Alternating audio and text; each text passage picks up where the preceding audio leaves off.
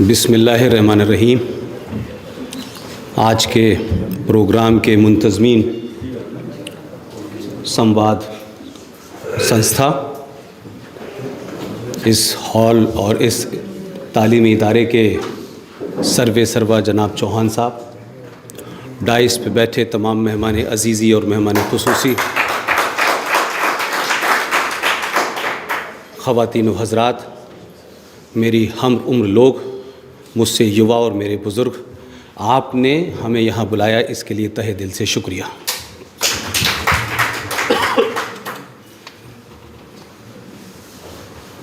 मुझे लगता है कि आज का जो मौजू और जो शीर्षक या सब्जेक्ट है, उस पे काफ़ी कुछ बोला जा चुका है और जिस विषय के बारे में मुझे थोड़ी बहुत जानकारी है, मैं अपनी बात वही रखूँगा। इस टॉपिक के अंत में लिखा हुआ है, वर्तमान राजनीतिक परिस्थितियों में भारत के सामने चुनौतियाँ। हमें इतिहास में रहने की बहुत आदत है और वर्तमान के बारे में हम बात करने से शर्माते हैं। हम सब चाहते हैं कि भगत सिंह के बारे में खूब बात हो, भगत सिंह की बड़ी तारीफ़ हो, लेकिन अपने घर में भगत सिंह पैदा ना हो, इसका पूरा इंतज़ाम करते हैं।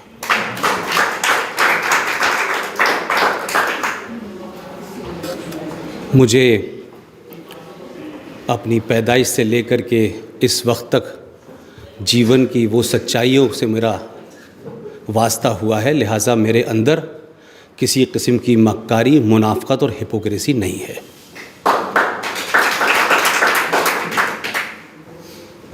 मैंने जो कुछ अपने जीवन के 50 साल में देखा है, भुगता है, उसको बयान करने की हर बार कोशिश करता हूँ। मुझे लगता है इस देश में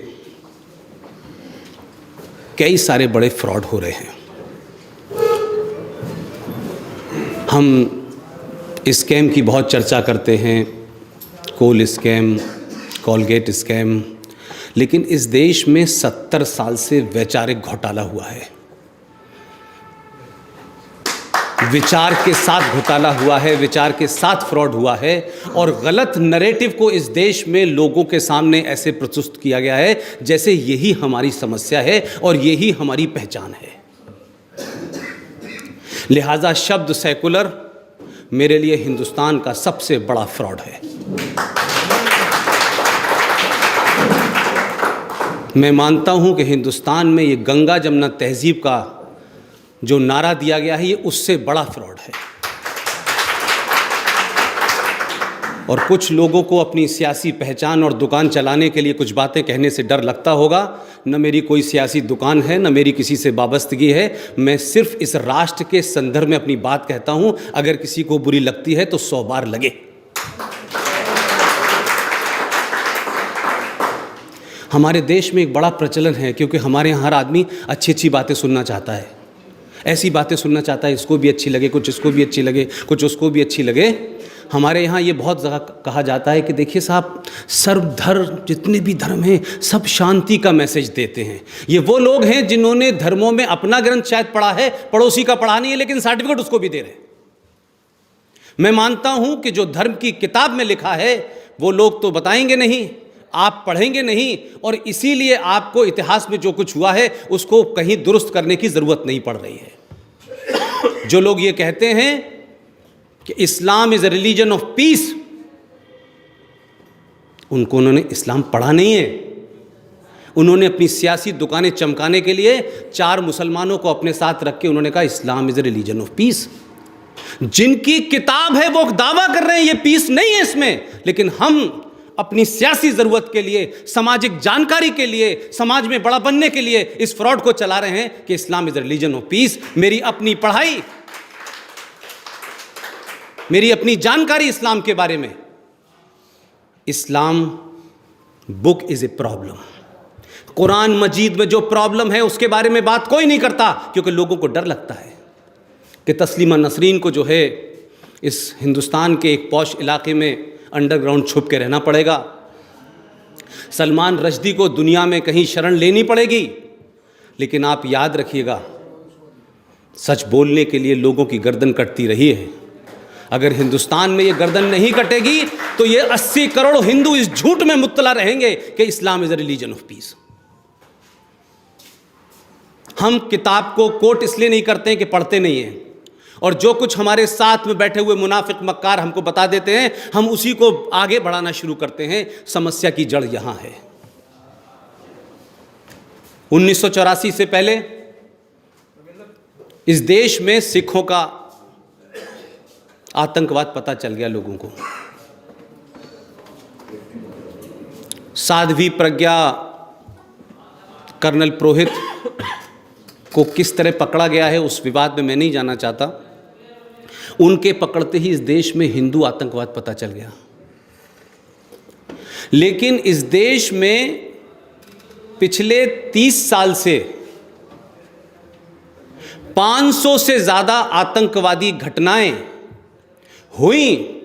करने वाले ने अपना धर्म बताया, चिल्ला चिल्ला के बताया, लेकिन फिर भी इस देश का मक्कार और मुनाफिक सियासी लीडरान और समाज के ठेकेदारों ने कहा आतंकवाद का कोई धर्म नहीं होता।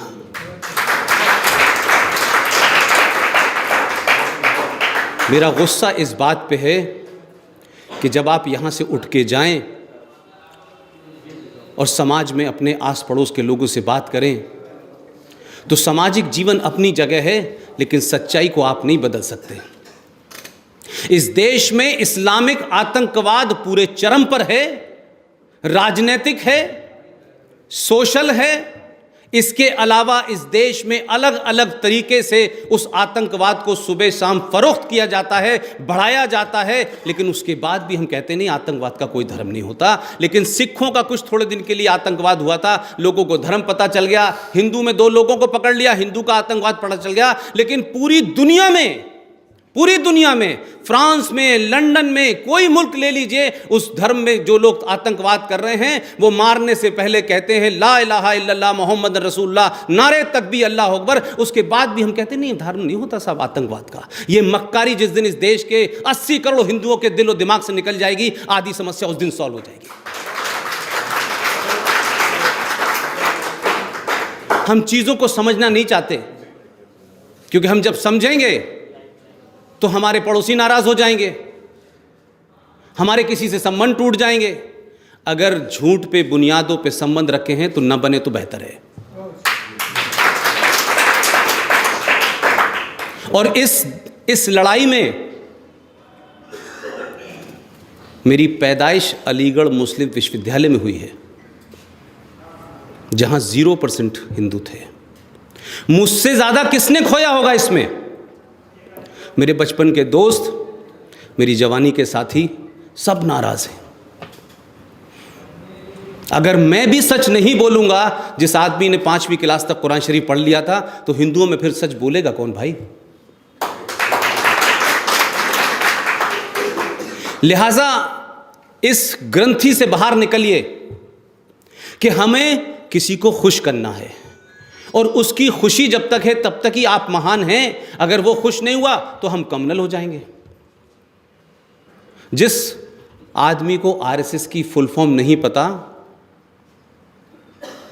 अपने पूरे पढ़ाई के दरमियान आज कुछ सच बोलने पे कुछ लोग मुझे आरएसएस का दलाल कहते हैं, कुछ विश्व हिंदू परिषद का कहते हैं, और कोई कुल मिला के 1000-1500 गालियों से मैं हर दिन मुझे नवाजा जाता है। लेकिन मुझे इसकी कोई चिंता नहीं है मेरे भाई। मुझे अच्छा दिखना नहीं है। मेरी सारी कोशिश यह है कि जो मैं 2-3 चीज़ें आपको कहूं, उसको आप जाकर के पढ़िएगा और ये पूछिएगा अपने उन शांति प्रिय धर्म के मानने वाले लोगों से कि भाई 1400 साल के इतिहास में तुमने यहूदियों से नफरत की, यजीदियों से नफरत की, काफिरों से नफरत की, हिंदुओं से नफरत की, लेकिन ये तो बताओ कि कश्मीर से लेके कन्याकुमारी तक अल बगदादी जो है पूरी दुनिया में निज़ाम मुस्तफ़ा दारुल इस्लाम जो कायम करना चाहता है, ज़रा ये तो पूछो उन लोगों से कि भाई जिन यहूदियों ने, जिन काफिरों ने, जिन यजीदियों ने, जिससे तुम्हें नफ़रत है, जिसके ख़िलाफ़ तुम अपना इस्लाम का झंडा बुलंद करना चाहते हो, इस्लाम की हुकूमत नाफिज करना चाहते हो, 1400 साल में न तुमने कोई बंदूक बनाई है, न कागज़ बनाया है, न पेन बनाया है, न कपड़ा बनाया है। बेशर्मों, ज़रा ये तो सोचो कि अगर यहूदी की गन न हो तुम्हारे हाथ में, काफिर का बनाया हुआ कागज़ न हो, इटली की इंक ना हो, तो तुम्हारा कुरान शरीफ भी जो है एक काफिर के बनाए कागज पे छप रहा है। तुम किससे लड़ने की बात कर रहे हो भाई? जिस AK-56 को लेकर तुम खड़े हुए हो वो भी यहूदी की बनी हुई है, तुम उन्हीं के खिलाफ जंग करना चाहते हो। ये तो बताओ 1400 साल में तुमने क्या ईजाद किया, इस दुनिया को क्या दिया, इस दुनिया के सिविलाइजेशन को तुमने क्या दिया? एक ऐसी बात बता दें जिससे लगे हां हमको फक्र हो कि साहब इस कौम ने भी कुछ दिया है। आपने क्या दिया है? आप जहां रहते हैं आप उसी में छेद करते हैं, जो आपको शरण देता है उसी को आप मारते हैं। और जिन लोगों ने अभी किसी वक्ता ने यह कहा कि मुसलमान जो कुछ हैं वो ख़राब हैं और अच्छे हैं, ये कोई आम का अचार नहीं कि कुछ अच्छा है कुछ बुरा है। अचार या तो पूरा ख़राब होता है या पूरा अच्छा होता है, ये कुछ नहीं है। नहीं, वो आपके लिए नहीं है। मेरा कहना यह है कि क्या कोई दुनिया का मुसलमान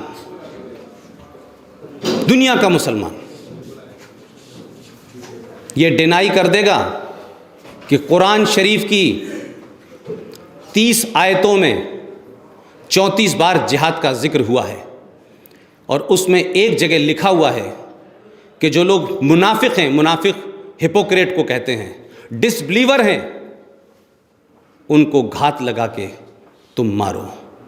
कौन सी किताब दुनिया में ऐसी है मज़हब की जो किसी को मारने, किसी को काटने का हुक्म देती हो? जब किताब के अंदर प्रॉब्लम है और उस किताब को कोई डिनाई नहीं करना चाहता, उस किताब में 1400 साल से जो ज़ेर ज़बर है, नुक्ता है, ऊपर है, नीचे है, जब उसको नहीं बदला जा सकता, तो आप चाहते हैं कि उसको पढ़ने वाले लोग क्या गीता का भजन करेंगे? वो जो लिखा है वही कर रहे हैं। लिहाजा वो तो ट्रू मैं फॉलोअर मानता हूं कि मुसलमान वही कर रहा है जो उसको पढ़ा है, जो उसकी किताब में है। आप कंफ्यूजन में है भाई, तो आप अपनी कंफ्यूजन है उसके लिए उसको क्यों दोष दे रहे भाई? उसका फंडा क्लियर है, उसने नहीं कहीं कुछ कहा।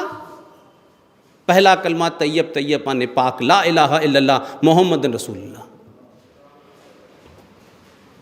मेरे मोहम्मद और अल्लाह के सिवा कोई दूसरा इबादत के लायक नहीं है। ये पहला कलमा जो कुरान शरीफ खोलते ही पढ़ते हैं उसका तर्जुमा है। आपका एग्जिस्टेंस कहाँ है? उसने साफ कर दिया कि मेरे रसूल मोहम्मद और अल्लाह की अलावा किसी की इबादत जायज़ ही नहीं है। तो वो गणेश जी की मूर्ति वालों को पूजेगा क्या? उसकी किताब का डायरेक्शन है, ये मेरा डायरेक्शन नहीं है। लिहाजा जो लोग कहते हैं कि पहले खलीफा अबू बकर, मोहम्मद की तीसरी शादी जिस मोहतरमा से हुई थी उनका नाम था आयशा, उनकी उम्र 7 साल थी, 6 साल थी, इस पे डिबेट है, लेकिन अगर मैं 7 साल भी मान लूँ, उनके वालिद साहब पिताजी ज़िंदा थे और जो पहले खलीफा बने वो आयशा के अब्बा थे, उनका नाम था अबू बकर।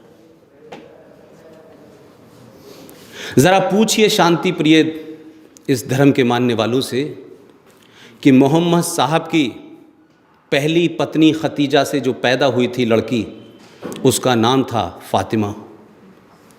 फ़ातिमा के शौहर और फ़ातिमा के हस्बैंड अली, जब फजर की नमाज जो 4:30 बजे पढ़ी जाती है, उस सजदे में जब वो था तो उसका कत्ल किसने किया था? रामलाल ने, श्यामलाल ने, RSS ने, विश्व हिंदू परिषद ने, किसने किया था? कौन लोग थे और किस लिए किया था? और यकीन मानिए कि जितने भी खलीफा हुए सबका कत्ल हुआ, उनके नवासे को कमरे में बंद करके मार दिया गया। कौन लोग थे भाई? जंगे बद्र में 10 लाख लोगों का कत्ल हुआ, वो कौन लोग थे? हमसे आपका तो कोई झगड़ा ही नहीं था भाई, हम तो थे ही नहीं वहाँ पर। हमारा तो जाना आज भी वहाँ मना है। जिनकी बुनियाद इस पे रखी गई हो वो पूरी दुनिया में इस फ्रॉड को और इस झूठ को फैलाने में कामयाब हो गए कि देखिए साहब, इस्लाम इज़ रिलीजन ऑफ पीस। और वो समझे या नहीं समझे, लेकिन आपको ज़रूर समझा दिया है। और इस गलत फहमी में सन 1947 में आपने पीस देखी कि इस देश के 2 पीस हो गए। हमारी समझ में नहीं आया।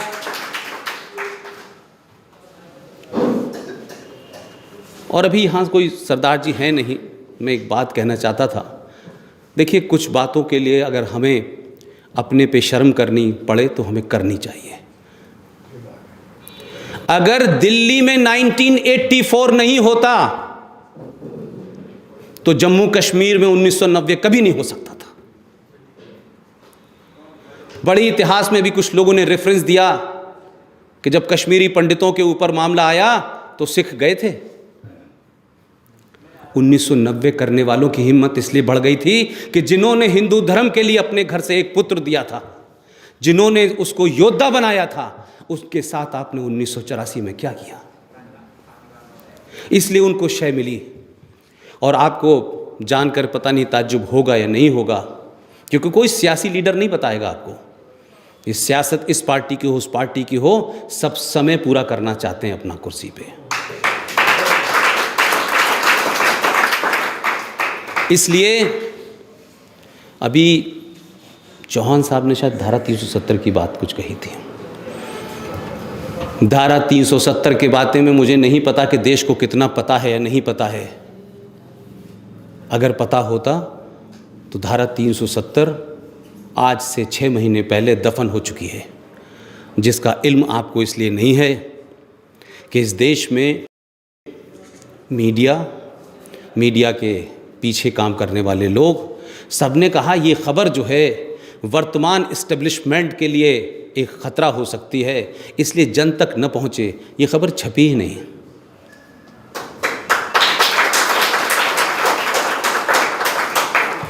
लेकिन मुझ जैसे बेवकूफ़ को उसके बारे में पता है, मैं आपके साथ साझा कर देता हूँ। सुप्रीम कोर्ट के एक जज,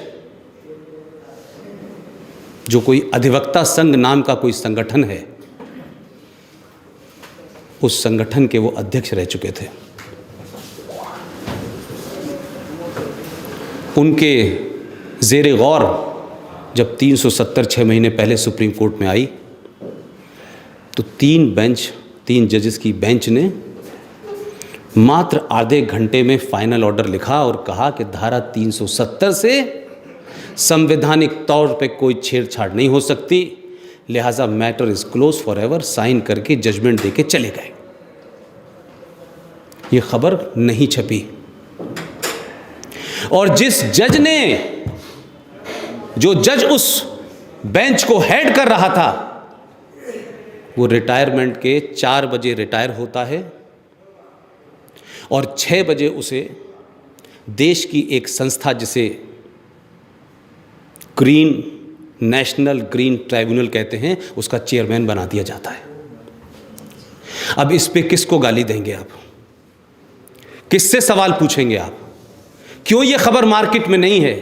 क्यों लोगों को अभी भी गलतफहमी है कि धारा 370 हटेगी? चैप्टर क्लोज हो गया, लीगली क्लोज कर दिया। सियासत की तो बात छोड़िए, सियासत में तो वैसे भी अगले मैनिफेस्टो में ये नहीं आने वाला है। लोग पूछें अगले मैनिफेस्टो में, उससे पहले ही निपटा दिया इसको। मेरे बारे में बताया गया कि आर्टिकल 35A, मैं नहीं जानता आप में से कितने लोग उसको जानते हैं और क्या आप पे जानकारी है। आज से 4-4.5 साल पहले हम 2 लोगों ने मिल कर के इस पे रिसर्च की और ये पता चला कि संविधान में अगर एकमात्र कोई फ्रॉड हुआ है जो लीगल फ्रॉड है, वो आर्टिकल 35A है। आर्टिकल 35A 14 मई 1954 को भारत के राष्ट्रपति डॉक्टर राजेंद्र प्रसाद से एक आदेश दिलवाया गया नेहरू जी के कहने पे, और उस आदेश को आपने भारत के संविधान का हिस्सा बना दिया।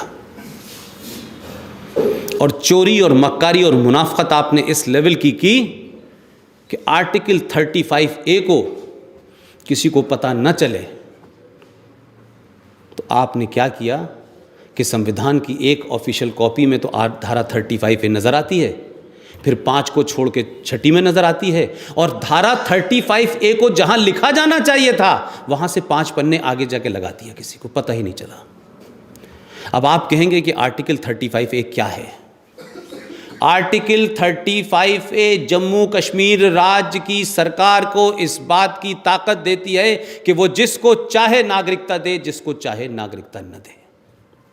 आर्टिकल 35A हिंदुस्तान के लोगों को कश्मीर में ज़मीन खरीदने से रोकती है, व्यापार करने से रोकती है। वहाँ की लड़की, जम्मू कश्मीर की लड़की अगर देश के किसी लड़के से शादी कर ले तो उसके प्रॉपर्टी राइट को समाप्त कर देती है। आर्टिकल 35A 1947-1946 में भारत विभाजन के समय जो करीब 5-5.5 हजार परिवार आए थे, जिनकी गिनती आज 7.5 लाख है, उसमें 80% SC और ST हैं, जो पाकिस्तान के कब्जे वाले कश्मीर से जब भाग के आए थे वो कश्मीर में रह रहे हैं। लेकिन वो भाग के 47-48 में आए थे। कानून 1954 में बना और उस 1954 के बने कानून में एक और जो मक्कारी की गई वो कमाल की है। वो ये कही गई कि कानून तो आपने 1984 14 मई को बना दिया, लेकिन हम इसे लागू 1944 से करेंगे। कि 1944 से पहले जब भारत गुलाम था, कमाल की बात देखिए, धारा बन रही है 1954 में आजाद भारत में, और उसकी डेडलाइन ली जा रही है गुलाम जब भारत था। कमाल के लोग थे भाई। 1944 से उसकी कट लाइन इसलिए डाली, ये कंफ्यूजन में कोई नहीं छोड़ूंगा, इस बारे में आपको क्लियर करके जाऊंगा। 1944 उसकी कट लाइन इसलिए बनाई गई कि 1944 से पहले तक जिस मुसलमान को कश्मीर आना था वो आ चुका था। 46, 47, 48 में जिन हालात में वहाँ से हिंदू आए थे वो 5.5 हजार परिवार थे, जिनकी आज की डेट में ऑफिशियल गिनती 7.5 लाख है। वो इसलिए रखी गई डेट कि 48 में 47 में आने वाला हिंदू जिसकी गिनती 7.5 लाख है, उनको नागरिकता का अधिकार न मिले। जम्मू कश्मीर की सड़कों पे एक टेंट में 12-12 लोग, जवान लड़का, मां, जवान लड़की लोग रह रहे हैं। वो जम्मू कश्मीर राज्य में मतदान नहीं कर सकते, वोट नहीं डाल सकते, राज्य की किसी स्कीम का उनको फायदा नहीं मिलेगा, राज्य की नौकरी नहीं कर सकते, राज्य में कोई जमीन नहीं खरीद सकते, कोई कारोबार नहीं कर सकते। और हम दिल्ली में यहां पर्व मनाते हैं कि दुनिया का सबसे बड़ा लोकतंत्र भारत है। शर्म आनी चाहिए। इस पे कोई नेता का भाषण सुना आपने आज तक? कश्मीर में बहुत सारी बातें होती हैं, 2 निशान, 2 विधान, 2 प्रधान, ये सुनते सुनते कान थक गए। लेकिन 2 निशान भी मौजूद हैं और 2 विधान भी मौजूद हैं। सरकारें बदल गई, ये सरकार आई, वो सरकार आई, इससे कोई फर्क नहीं पड़ा। लेकिन जमीन पे ये हो गया कि आज भी 1954 में आपने 7.5 लाख लोगों को रोका, उनकी नागरिकता नहीं दी, उनको तमाम अधिकारों से वंचित कर दिया। वो सड़कों पे ही पैदा हो रहे हैं। ये मानवता के लोग, ये ह्यूमन राइट वाले लोग, ये छत्तीसगढ़ जाते हैं, ये कहीं कहीं और कोच जाते हैं, ये JNU में चिल्लाते हैं, कोई कश्मीर नहीं जाता। और जो कश्मीर जाता है वो गुलाबी बाग में मक्कार, देशद्रोही, एंटी इंडिया, पाकिस्तान का एजेंट, उससे मिलने जाते हैं। उसका नाम है सैयद अली शाह गिलानी। कोई नहीं जाता उनसे मिलने। ये एक फ्रॉड है। इसी 35A के तहत एक दूसरा फ्रॉड है जिसमें हिंदुस्तान के तमाम लोगों को, बढ़ चढ़ के लोगों को बताना चाहिए।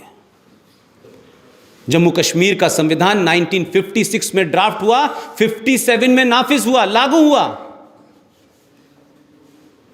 उसमें एक 57 के अंदर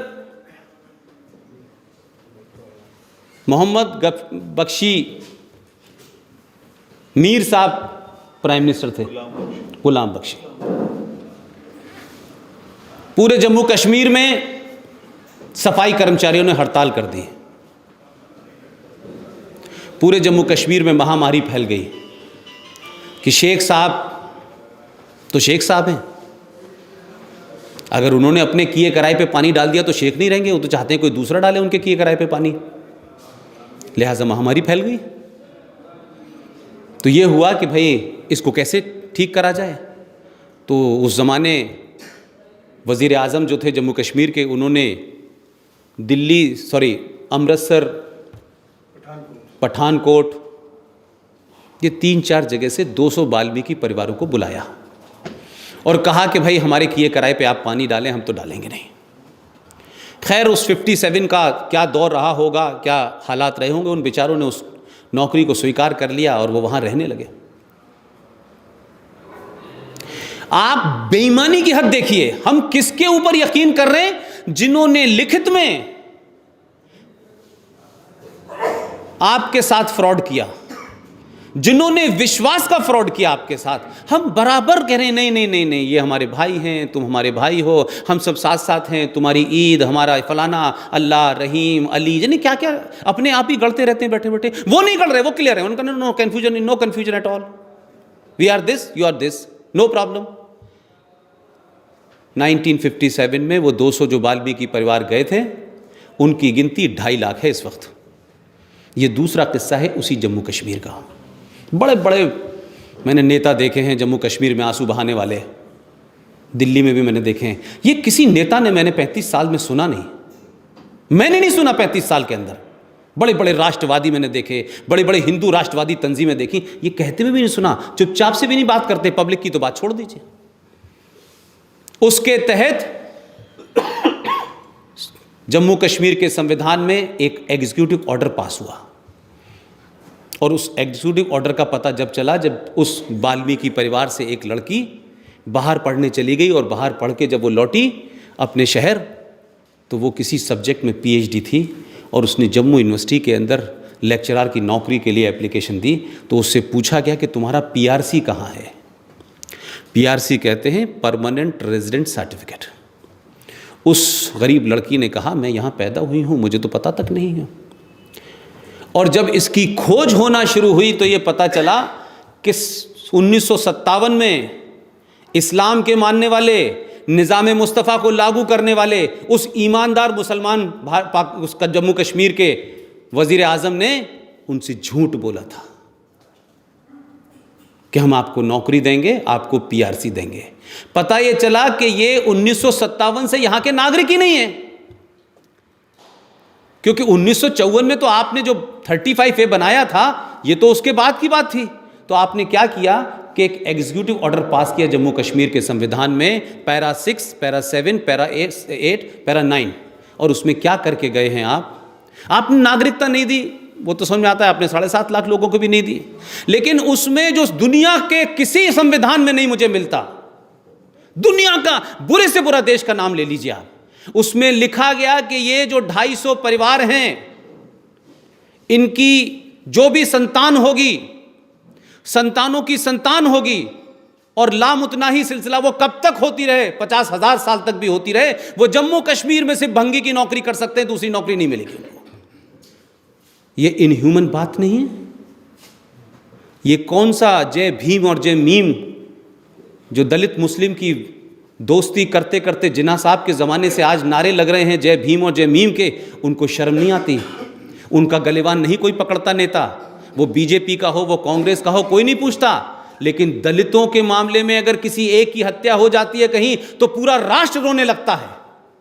इसलिए मैं कह रहा हूं, जो लोग जय भीम और जय मीम का नारा दे करके एक लार्जर हिंदू फैमिली को कमज़ोर करने की कोशिश कर रहे हैं, ज़रा उनसे पूछो तो भाई कि ये जब जय भीम थे, माना कि हिंदुस्तान में कुछ लोगों के, उन दलितों के साथ में कुछ अत्याचार हो गया होगा, माना इस बात को, कोई गलती हुई होगी, उस गलती का रेटिफिकेशन इस भारत के संविधान में कई बार हुआ। और अब तो उस गलती की स्थिति ये हो गई है कि अगर कानूनन भी कोई चीज़ गलत है, तब भी हम इसलिए उसको सही ठहराते हैं कि हम ये मानते हैं कि ज़रूरत से ज़्यादा इनके साथ अत्याचार हो गया है। लेकिन जो यहाँ से ले गए थे एक आदमी को बंगाल से पाकिस्तान का पहला लॉ मिनिस्टर बनाने के लिए, ये कहते हुए कि दलितों को हम बहुत सम्मान देते हैं और आप दलित हैं और आपकी भी हालत वही है जो हमारी है। इस ब्राह्मण ने आपके साथ भी धोखा किया है, हमारे साथ भी धोखा किया है। वो जोगेंद्र नाथ मंडल पाकिस्तान का लॉ मिनिस्टर बना, वहाँ का संविधान बनाया और उसके बाद उसको पता चला कि जो 12% दलित पाकिस्तान में थे, हर रोज़ तीसरे दिन वहाँ एक दलित लड़की के साथ रेप होता था। जब ये बात उसने लियाकत अली खां जो पाकिस्तान के पहले प्राइम मिनिस्टर थे, जब उनसे कहा तो उन्होंने कहा कि आप बेहतर है कि इस्तीफ़ा दे दें और चले जाएं।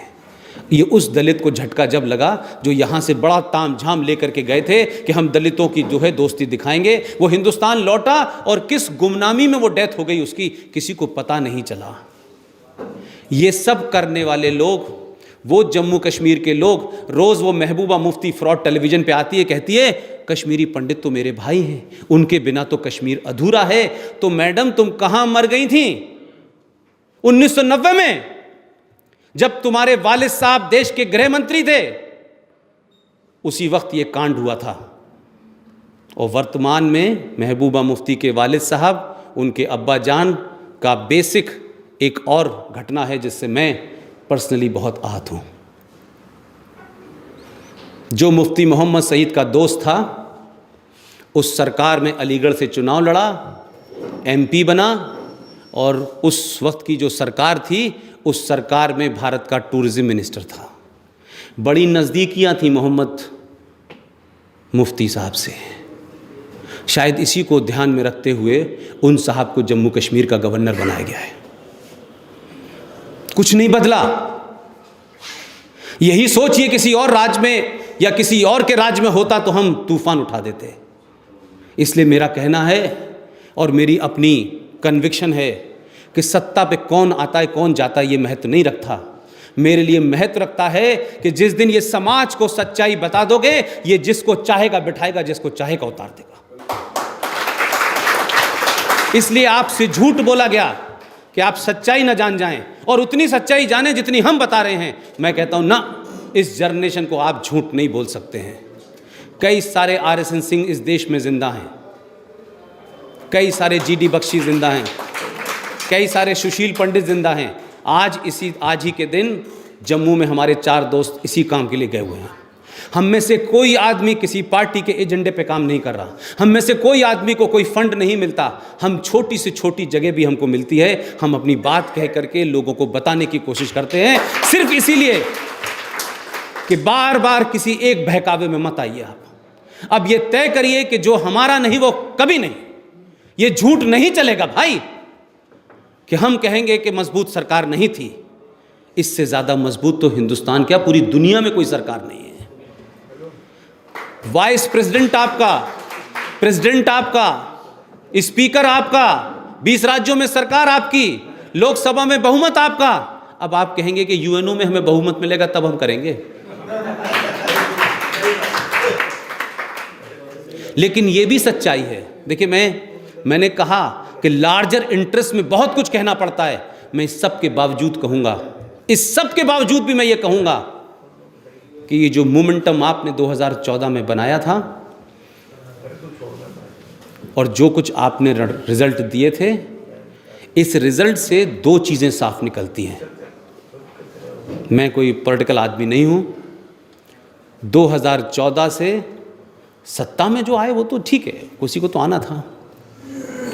2014 के रिजल्ट से शांति प्रिय धर्म के लोगों में दहशत बैठ गई है।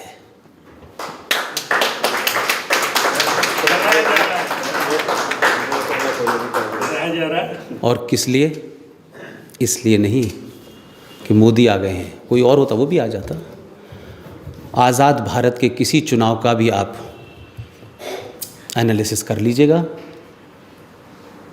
आज़ाद भारत में आपने पहली बार वोट हिंदू होकर दिया है। आपने जाति के नाम पे, आइडियोलॉजी के नाम पे बट के नहीं दिया है। शायद यही वजह है कि दुनिया की सारी ताकतें,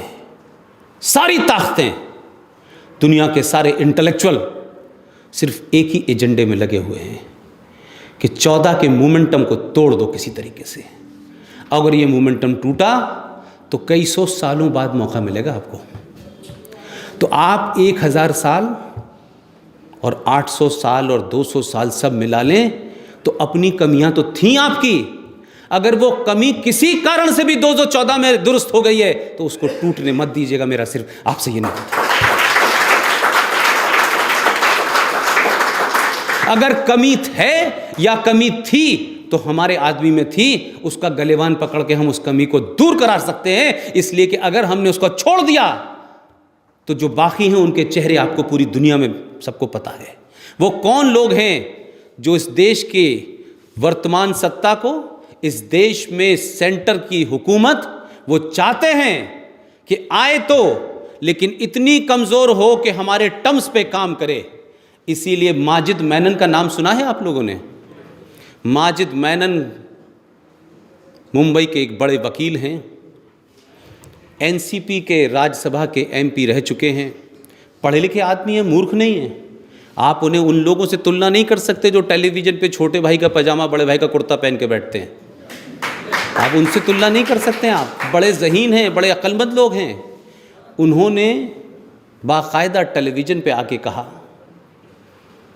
कि मुसलमानों ने 2019 के लिए, ये देखिए हो सकता है कि आप लोगों से कुछ चीज़ें छूट जाती हों, मैं उस प्रोफेशन में रहा हूँ इसलिए मुझे चीज़ें याद भी रहती हैं, मैं कनेक्ट भी करता हूँ। उन्होंने साफ साफ कहा ये बात कि जो गलती हमसे 2014 में हो गई है वो 2019 में रिपीट ना हो। और हमने 200 ऐसी कॉन्स्टिट्यूंसी को चिन्हित किया है जिसमें हो सकता है कि उस जगह मुसलमान खुद न जीते, लेकिन उसकी मर्जी के बगैर कोई जीतेगा भी नहीं। लेकिन आपकी तैयारी क्या है? कुछ इस बात से नाराज़ हैं कि एससी एक्ट पे कुछ हो गया है, कुछ किसी और बात से नाराज़ हैं। लेकिन मैं फिर बता रहा हूँ, ये बात कोई बोलेगा नहीं आपको। वर्तमान सरकार को जो इस सरकार के दुश्मन हैं, जो देश के दुश्मन हैं, जो हिंदुस्तान के दुश्मन हैं, उनको इस बात से कोई मतलब नहीं है कि मोदी रहेगा या नहीं रहेगा। वो ये चाहते हैं कि किसी भी तरीके से 2014 में ये सरकार डिसमेंटल हो जाए और ऐसे हालात रहें कि हम वो ऐसी सरकार लाएं कि हमारे कहने से कम्युनल वायलेंस बिल बने, जिसको आप में से किसी ने नहीं पढ़ा है। यूपीए सरकार चली गई, 2 महीने और रुकती तो लोकसभा में जो बिल आने वाला था उससे रूह कांप जाएगी। आप लोगों की रूह कांप जाएगी। हर हिंदुस्तान के हिंदू की जो बिल आने वाला था, जिसको बनाने वाले लोग महान लोग थे। तीस्ता सितिलवाड़ का नाम बहुत सुना होगा आपने, मंजर साहब, ऐसे ऐसे लोग थे कि आप सोचेंगे कि इन्होंने हमारे लिए बिल बनाया था। वो बिल आता तो क्या होता। और एक बात ध्यान रखिएगा, सत्ता में जब कोई आ जाता है ना, फिर वो मनमानी अपनी करता है। आप लाख रोते रहिए, आंदोलन से कुछ नहीं होने वाला, आंदोलन से नहीं होने वाला। इसलिए मेरा मानना यह है कि इस वक्त मोदी के जो खिलाफ हैं उनकी चिंता नहीं है मुझे। जो मोदी की सपोर्ट में खड़े हैं उनसे मेरी दरख्वास्त है कि नाराज़गी रखो, लेकिन इस हद तक न रखो कि अपनी चीज़ खो बैठो।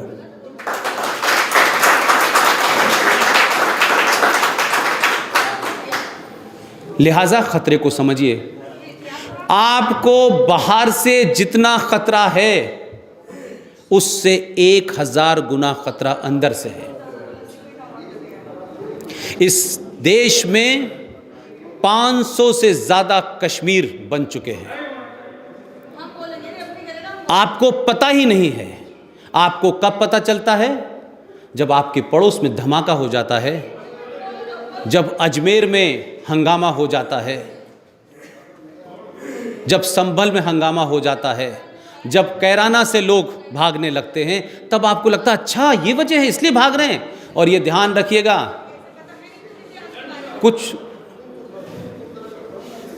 कुछ लोगों के पास भागने की कुछ जगह होगी,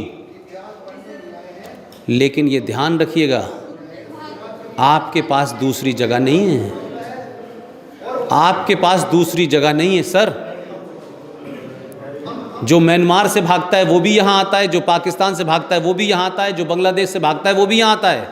तो आपके पूर्व में 17 करोड़ लोग, पश्चिम में 20 करोड़ लोग और इस देश के अंदर कुल मिलाकर के 23 करोड़ लोग। आप छोटे मोटे ख़तरे से नहीं घिरे हुए हैं। और जो लोग टेलीविज़न पे आकर के औरंगज़ेब को कहते हैं कि वो वली अल्लाह था, उसने भारत को ये दिया, आप सोचिए कि वो जो लोग अभी चंद दिन पुराने इतिहास को गुमराह करके टेलीविज़न पे झूठ बोलने की हिम्मत रखते हैं, तो ज़रा सोचिए, उनकी ताकत का अंदाज़ा लीजिए, उनकी एरोगेंस का अंदाज़ा देखिए कि वो किस तरीके से लगातार उन चीज़ों को जिन्होंने इस देश को नुकसान पहुंचाया है, जिन्होंने इस देश को लूटा है। अभी तमाम सारे वक्ताओं ने औरंगज़ेब की तारीफ में बड़े बातें कही, क्या क्या किया है।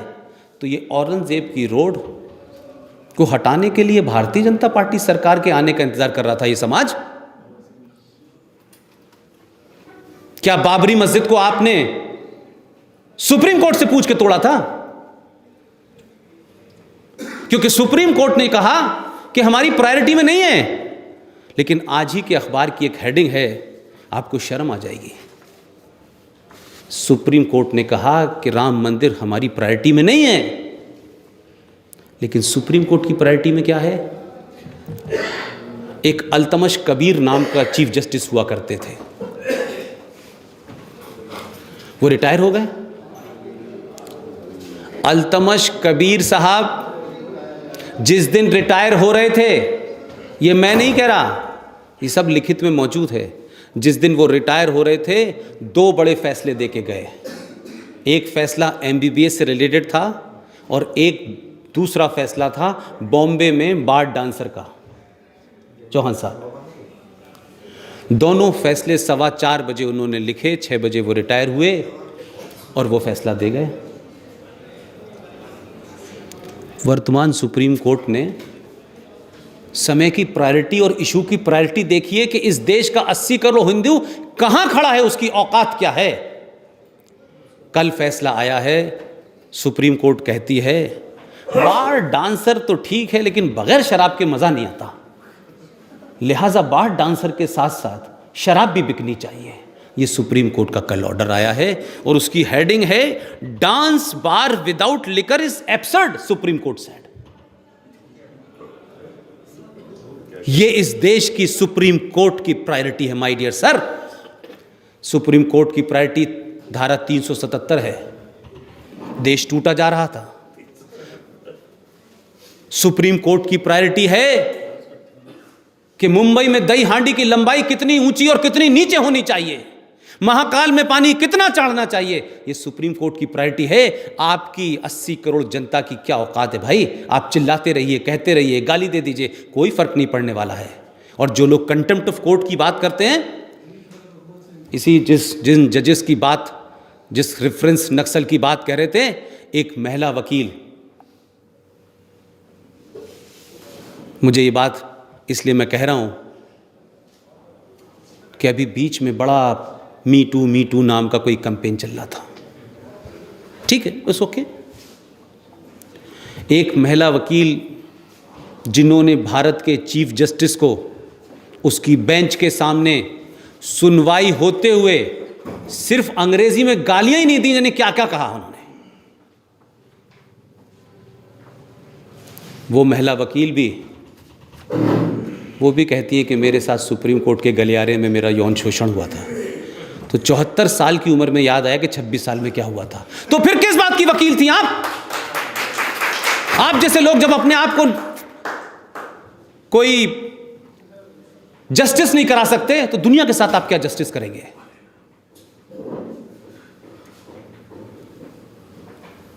इसलिए मेरा मानना यह है कि अपने इतिहास से सीखें और जो गलती हुई है उसे चाहे निजी तौर पे हो चाहे सामूहिक तौर पे हो, मानने से इनकार कर देना चाहिए। और आप जब इस सभा से जाएं तो ज़रूर पढ़ें। और जम्मू कश्मीर में एक छोटा सा ऑर्डर आया कि गीता को कंपलसरी कर देना चाहिए, तो बड़ा बवाल हुआ, ये कैसे होगा? अरे हमने कहा गीता को करो ना करो, इस हिंदुस्तान में कुरान शरीफ को कंपलसरी कर दो, ये हिंदू हिंदू नहीं रहेगा। ये हिंदू के कन्फ्यूजन ख़त्म कर देगा। जिस दिन इस देश के हिंदू ने कुरान शरीफ पढ़ लिया, माफ़ कीजिएगा, पाकिस्तान तो कहता है हमने सुसाइड बम बनाया है, आप क्या बनाएंगे अल्लाह जाने, दुनिया बड़ी डरेगी। लेकिन पढ़िए कुरान शरीफ को, डरिए मत। लेकिन किसी फटीचर मौलाना से मत पढ़िए, ओरिजिनल टेक्स्ट पढ़िए। मेरे पास सारे ओरिजिनल टेक्स्ट के पॉइंट हैं, इसलिए टेलीविज़न पे बोलने, बाहर बोलने के बाद कोई फतवा जारी नहीं करता है मेरे खिलाफ। मुझे गालियाँ तो दे देते हैं, यूट्यूब के ऊपर बहुत देते हैं गालियाँ, और नई नई गालियाँ ईजाद भी करते रहते हैं, तो कोई प्रॉब्लम नहीं है, I welcome all of them. लेकिन मैंने जब एक बार ये कहा कि भाई अल्लाह का मानना है, अल्लाह के मानने वालों का है, रब्बुल आलमीन, रब्बुल आलमीन का मतलब होता है ये पूरी सृष्टि को कोई ताकत चला रही है हिंदी में, और उसकी मर्जी के बगैर न आप सांस ले सकते, न मैं सांस ले सकता, न पत्ता हिल सकता, न हवा हिल सकती, न सूरज निकल सकता, दुनिया में कुछ नहीं हो सकता। मैं इसका बिलीवर हूं, होता है। मैंने उनसे बनारस में पूछा तो कुछ लोग नाराज हो गए। मैंने बनारस में उनसे पूछा कि जिस रब्बुल आलमीन ये कायनात को चला रहा है, इस ब्रह्मांड को चला रहा है, इस यूनिवर्स को चला रहा है भाई, तो उसी रब्बुल आलमीन ने मोदी को भेजा है, उसी ने योगी को भेजा है, तो फिर तुम कौन हो उसका विरोध करने वाले? वो चाहेगा तो मोदी रहेगा, वो चाहेगा तो मोदी नहीं रहेगा। तो लोगों ने मुझे गाली लिखते हुए कहा, ये तो तुम सही कह रहा है तू कि रब्बुल आलमीन मोदी को भेजा है, लेकिन साले 2019 में वो नहीं रहेगा। मैंने कहा उसकी मर्जी होगी तब होगा, ये तुम्हारी मर्जी से नहीं होगा भाई।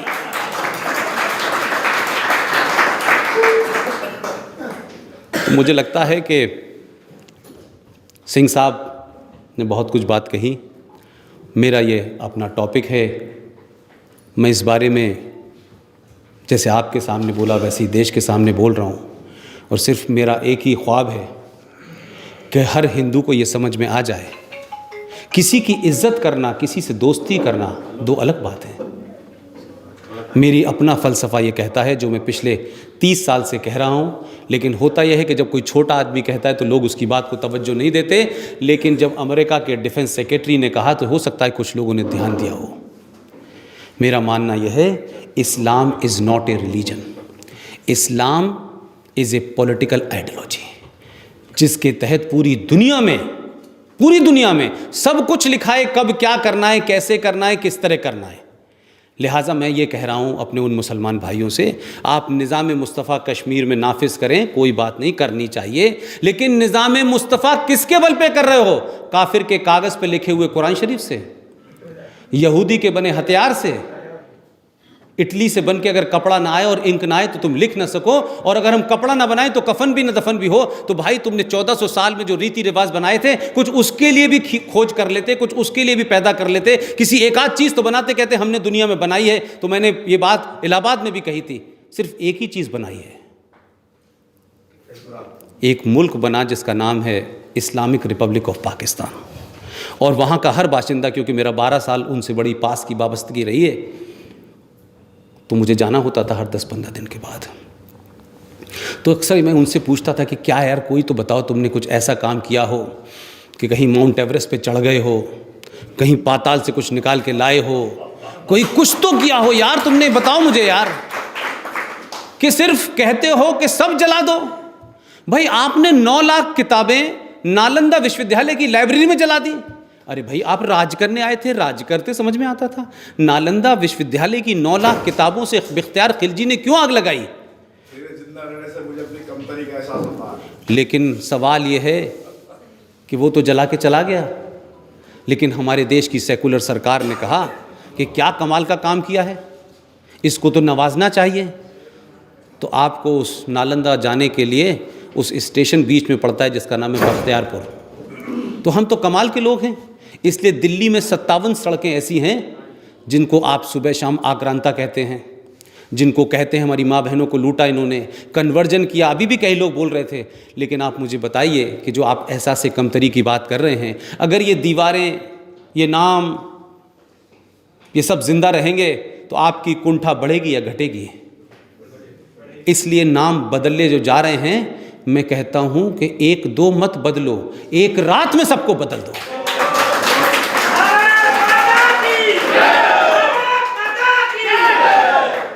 और डरने की ज़रूरत नहीं है किसी को भी। मैंने ये किसी से नहीं कहता हूँ कि आप हथियार उठा के मार दो। मैं ये ज़रूर चाहता हूँ हिंदुओं से कि तर्क, आपका लॉजिक, आपका आर्गुमेंट इतना मजबूत होना चाहिए कि सामने वाले को AK-56 से तेज लगे आपको। मेरी जो छोटी सी कोशिश है, मैं उस कोशिश के तहत हर युवा से कहता हूं कि तमाम सब कुछ करो, लेकिन तुम क्या थे? तुम 5000 साल की लिखित की जो तुम्हारी सभ्यता है, कभी उस पे गर्व तो करो कि तुम 5000 साल तक क्यों थे। जो 1400 साल जिनकी पहले एक एंटरप्राइज शुरू हुआ था, उनका अगर आज 2018 से पीछे चले जाएं, 1000 साल तक सिवाय लूट, आपसी मारकाट के अलावा उनका 1000 साल का इतिहास आप चले जाएं। ये महमूद गजनबी जब आया था तो ये मुल्तान के अंदर इस्माइली मुसलमानों को मार रहा था। मैं तो मोहम्मद साहब के देहांत और उनके रहते हुए से शुरू करता हूं और आज अल बगदादी तक आता हूं और मैं कहता हूं कि जो अबू बकर से मज़हब शुरू हुआ था, अबू बकर जो खलीफा थे, मैं तो कहता हूं वो सही कहता है अल बगदादी कि मैं इनका खलीफा हूं, यही चेहरा है इस्लाम का, लेकिन आप मानने को तैयार नहीं है। जो शुरू हुआ था इस्लाम अबू बकर से, वो लेकर के आज की डेट तक जो चल रहा है वो वही चेहरा है। यह पहले भी होता था, अब भी होता है, अब आधुनिक तौर पे हो रहा है, तो आपको लगता है ऐसा नहीं है। ऐसा ही था, ऐसा ही लिखा है। यह दुनिया का पहला धर्म है जो कहता है कि लूटो, और लूट में औरतें भी अगर लूट ली जाएं तो 5 औरतें सरदार के पास जाएंगी। ये कोई धर्म कह सकता है? ये युद्ध में तो हो सकता है भाई, कोई दुनिया की किताब कह सकती है।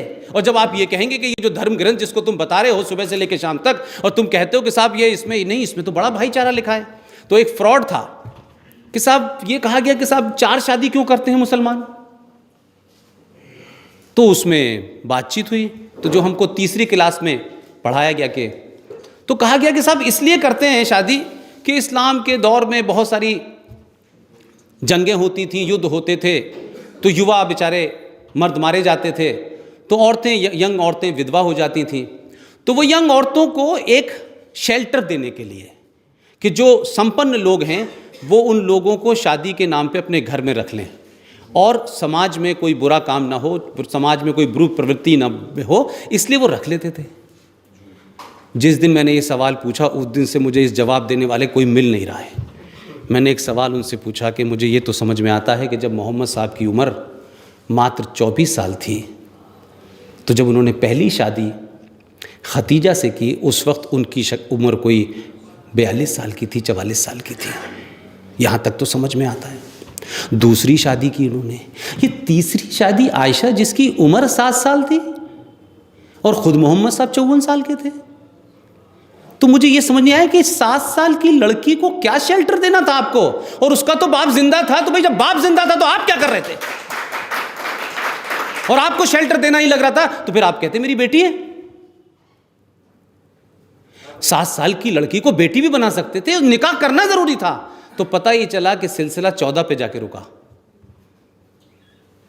तो जब आप सवाल पूछेंगे तो जैसे मेरे वो दोस्त नहीं मिल रहे ना जिन्होंने मुझे कहानी सुनाई थी कि 4 शादियां हम लोग इसलिए करते थे, इसलिए जायज़ हैं, तो फिर वो 13 का जवाब नहीं दे पाए, 7 साल का जवाब नहीं दे पाए। इसी तरीके से आपके बहुत सारे दोस्त जो पिछले कई 100 सालों से मजाक उड़ा रहे हैं हिंदू धर्म का, अजीब टाइप का मुल्क है यार, तुम गणेश जी को पूछते हो, इसको पूछते हो, उसको पूछते हो। मुझे समझ नहीं आया कि कहते हैं कि जब नमाज पढ़ी जाती है तो आप दुनिया के किसी छोर में हो, आपका मुंह जो है वो काबे की तरफ होना चाहिए। अब ये जब नियम बनाया गया था, वो लोग ये कहते हैं कुरान मजीद के मुताबिक दुनिया जो है, ज़मीन जो है वो चपटी है, लेकिन बाद में पता चला गोल है, तो अब समस्या क्रिएट हो गई। तो अब जो इधर से देख के काबे में नमाज पढ़ रहा है वो कहीं और पढ़ रहा है, वो कहीं और पढ़ रहा है। तो काबे की तरफ पूरी दुनिया में मुंह ही किसी का नहीं है, कोई किसी के पीछे खड़े होकर पढ़ रहा है, कोई किसी के आगे खड़े होकर पढ़ रहा है। और अल्लाह के फजल से एक मेंबर ऑफ पार्लियामेंट है, हमारे दोस्त हैं, उर्दू का अखबार निकालते हैं, मुनाफिक हैं। उन्होंने तो कमाल की बात मुझे बताई जो मुझे नहीं पता थी कि साल में एक बार काबा जो है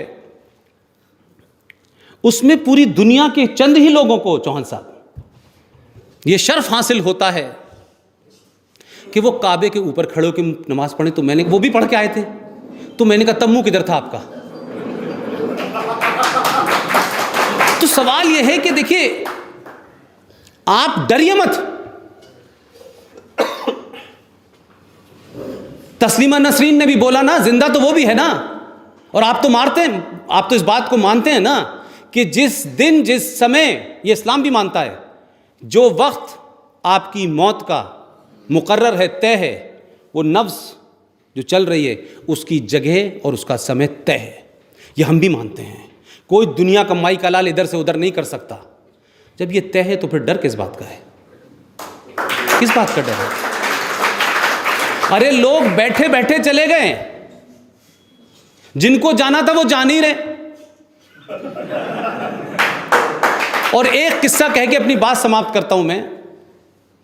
मोरारजी देसाई का एक प्लेन क्रैश हुआ था जिसमें वो बैठे थे। चौहान साहब, आपको याद हो? आप ताज्जुब देखिए कि उसमें 7 टॉप आर्मी के अफसर बैठे हुए थे। वो प्लेन उनका 2 टुकड़ों में टूट गया। आगे का हिस्से में जहां मोरारजी भाई बैठे थे, वो जाते जाते जाते जाते पता नहीं एक गांव के कीचड़ में घुस गया, यूं करके अंदर, और जो पीछे के में थे वो बेचारों सारों मारे गए। 1 घंटे के बाद एक आदमी कीचड़ से सना बाहर निकलता है और उसकी समझ नहीं आता, वो चलता चला जाता है, कुत्ते भौंक रहे होते हैं, वो चल जाता है, गाँव में जाके कहता है किसी से, मैं भारत का प्रधानमंत्री हूँ, ज़रा मुझे एक बाल्टी पानी दे दो। तो उनका चुप, कहाँ से आ गया भारत का प्रधानमंत्री, पागल है कोई। ये मैं कोई किस्सा नहीं सुना रहा आपको भाई साहब। कई बाल्टी पानी डाला, तब कीचड़ उतरी, तब पता चला ये मासूम जिंदा हैं, क्योंकि वो तो एक खास किस्म का अमृत पीते थे, तो मरना तो था ही नहीं उनको। तो मेरा सिर्फ ये रेफरेंस इतना ही देना है, उनकी शान में गुस्ताखी करना नहीं है कि जिसकी जब आई है उसको कोई माई का लाल नहीं रोक सकता, कोई ताबीज़ नहीं रोक सकता, कोई गंडा नहीं रोक सकता, कोई डॉक्टर नहीं रोक सकता। तो फिर डरते किस बात से हो यार? कौन तुम्हारा कत्ल करने वाला है? कौन तुमको मारने वाला है? अपने पुरुषार्थ को जगाइए, अपने इतिहास को जानिए, और किसी से नफरत मत कीजिए, लेकिन अपने आप से भी नफरत मत कीजिए। बहुत बहुत शुक्रिया। खुदा हाफिज़।